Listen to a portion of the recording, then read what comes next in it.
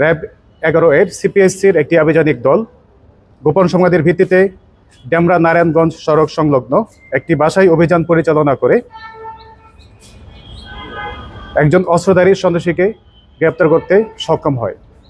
পাশাপাশি উক্ত বাসায় অভিযান পরিচালনা করে একটি বিদেশি পিস্তল, একটি খেলনা পিস্তল, 8 রাউন্ড তাজা গুলি, 100 গ্রাম হেরোইন সহ বাসা তল্লাশির পরপর পাশাপাশি আমরা 2টি ওয়াকি টকি, 2টি হ্যান্ড মাইক এবং একটি ইলেকট্রিক শটগান জব্দ করতে সক্ষম হই।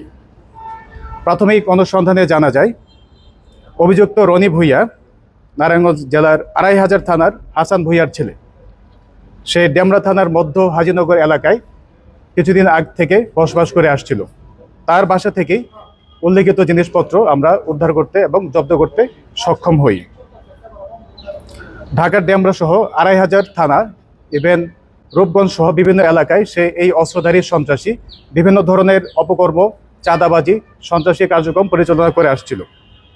তার বিরুদ্ধে 2500 থানায় 4টি ডাকাতি সহ একটি হত্যা চেষ্টা মামলা রুজুকৃত আছে। অস্ত্রধারী সন্ত্রাসীদের বিরুদ্ধে জিরো টলারেন্স নীতিমালার অংশ হিসেবে র্যাব 11 উক্ত অভিযান পরিচালনা করে আসছে।